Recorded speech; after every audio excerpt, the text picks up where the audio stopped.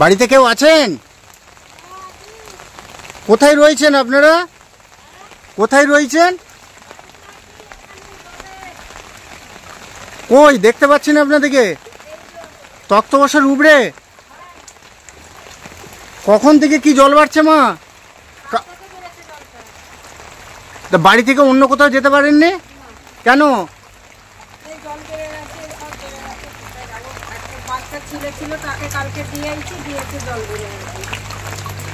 বাচ্চাটা কালকে ওর মামার বাড়ি দিয়েছি। দিয়ে কখন থেকে কি জল বাড়ছে এখানে? কালকে বিকাল থেকে 5টা থেকে জল বেড়ে গেছে, ঘরের ভেতর ঢুকে গেছে। তারপরে এইখানেই আছে। বাড়ির আর কে কে আছে? বাড়ির 2টো ছেলে আছে, বৌমা আছে, বাচ্চাটা আছে, আমার স্বামী আছে। সব তারা কোথায়? স্বামী ওই দোকান করতে গেল, আর ছেলেটা বাইরে ছিল, আর বৌমাকে কালকে ওর বাপের বাড়ি দিয়েছি। বাচ্চাটা নিয়ে তো থাকতে পারবো না, 2 মাসের বাচ্চা। খাচ্ছেন কি? ও মামি খাচ্ছে, মায়ের। আর এখানে আপনারা কি খাচ্ছেন? আমরা এই যে রান্না বাড়া কিছুই হয় না আমাদের, কি করে রান্না বাড়া করবো? আপনার নাম কি? শ্যামলী দেয়ান। এই জায়গাটার নাম? এই জায়গাটা বলুঙ্গি দেয়ান পাড়া।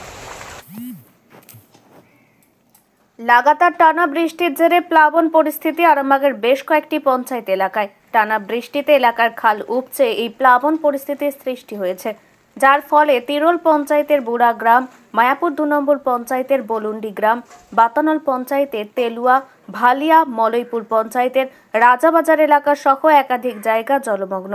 রাস্তার ওপর কোথাও কোমর সমান, কোথাও হাঁটুর সমান জল।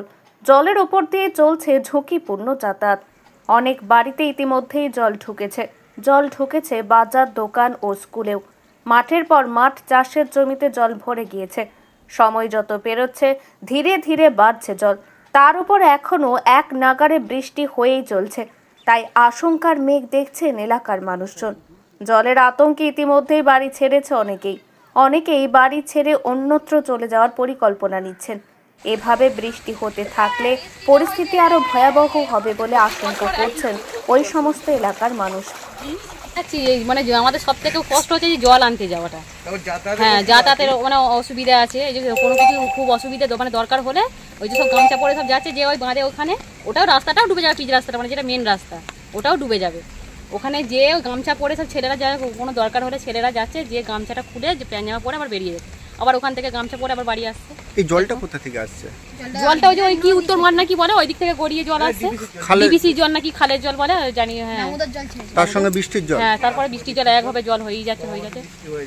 আপনার নাম দিদি? আমার নাম পূর্ণিমা মণ্ডল।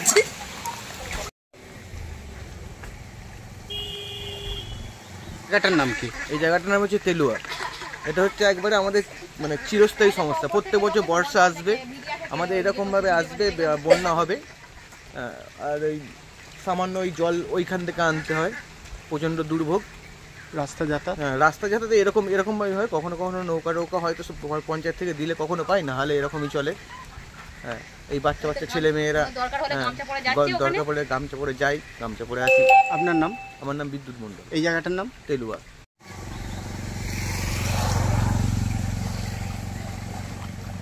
এই জায়গাটা এখন তো সকাল থেকে তো জলটা বিশাল বেড়ে গেল।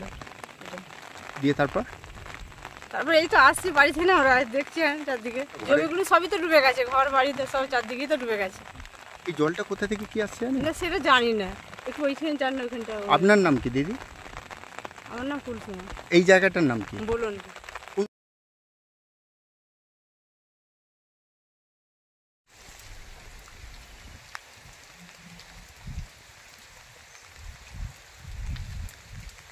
এটার নাম হচ্ছে মলয়পুর নতুন বাজার এবং মলয়পুর রাজা বাজার।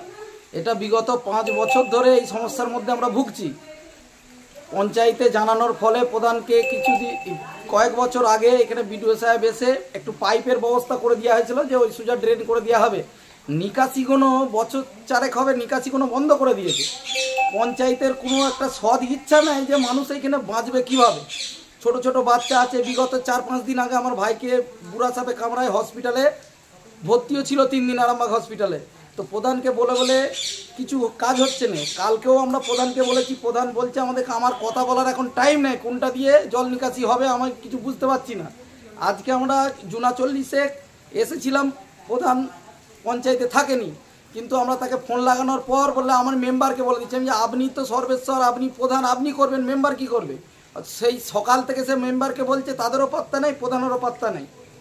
পঞ্চায়েতটাকে ছেলে খেলা করে রেখে দিয়েছে। এই জায়গাটায় জলটা কোন দিক থেকে আসছে? এই জায়গাটা জল বলতে এই যে আমরা যে 40-50 ঘর বাসিন্দা রয়েছি, এইখানে জল যে আপনাকে সামনে এটা দেখালাম, সামনে দিয়ে নিকাশি ছিল আগে, ইনাদের যে গ্যাস ডিলার আছে তার সামনে না 5-6টা পাইপ নিচে বসিয়ে রেখেছে। কিন্তু যখন নদী খনন হয়, নদী খনন হওয়ার ফলে যে মাটিগুলো সব ফ্রি পয়সায় পেয়েছে, যে যেখানে পেরেছে ভর্তি করে দিয়েছে, জল নিকাশিটা বন্ধ করে দিয়েছে। পঞ্চায়েতের কোনো এতে গুরুক্ষেপ নাই যে এইখানে মানুষ মরে যাচ্ছে, আমার ঘরেতে বাচ্চা বাচ্চা ছেলে আছে, পায়খানা বাথরুম সব ডুবে গেছে। আপনার নাম? আমার নাম শেখ মুকুল, মলাইপুর রাজাবাজার বাড়ি। এখন আরামবাগেই রয়েছে প্রাণ আইভিএফ ফার্টিলিটি সেন্টার। নিঃসন্তান দম্পতিদের মুখে হাসি ফোটানোর বিশ্বস্ত প্রতিষ্ঠান প্রাণ আইভিএফ ফার্টিলিটি সেন্টার দক্ষিণবঙ্গের মধ্যে সর্ববৃহৎ এবং সর্বপ্রথম ART গভর্নমেন্ট রেজিস্টার প্রাপ্ত আইভিএফ সেন্টার এখন আরামবাগেই। অল্প খরচে আইভিএফ পরিষেবা, বন্ধাত্ম চিকিৎসার এক অভিনব অধ্যায়। প্রাণ আইভিএফ ফার্টিলিটি সেন্টার একেবারে অল্প খরচে পুরুষ ও মহিলার বন্ধাত্ম পরীক্ষা, বন্ধাত্ম চিকিৎসা সবকিছুই হয় আমাদের প্রতিষ্ঠানে। সুচিকিৎসার মাধ্যমে মা ও বাবা ডাক শুনতে পারবেন নিঃসন্তান দম্পতিরা। তাহলে আর দেরি কেন? আজই যোগাযোগ করুন প্রাণ আইভিএফ ফার্টিলিটি সেন্টারে। ঠিকানা বসন্তপুর, আমতলা, 2 নম্বর রেলগেট, আরামবাগ, হুগলি। যোগাযোগ নম্বর 7865858781 অথবা যোগাযোগ করুন 7908098172 এই নম্বরে।